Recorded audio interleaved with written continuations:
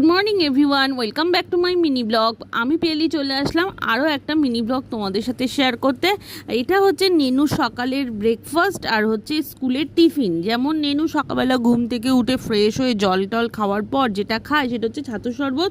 আর টিফিনে নেনুকে আজকে দিয়েছিলাম ডিম রুটি ভাজা আর একটু সস। আজকের ওয়েদারটা ছিল জাস্ট একদম ওয়াও।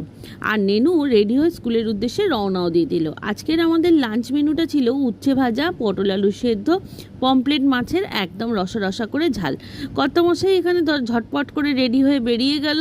জয় জগন্নাথ বলে দিও কিন্তু। আর একটা জিনিস দেখো, এটা হচ্ছে মামার বাড়ি থেকে আনা বিখ্যাত কাঁঠাল। কাঁঠাল কাটতে গিয়ে তো একদম নাজেহাল অবস্থা। আর এই হচ্ছে আমার শাশুমা, বারবার বলছি ওটা এখনও পাকিনি, কিন্তু সে নাছোড়বান্দা, কাটতে তাকে হবেই।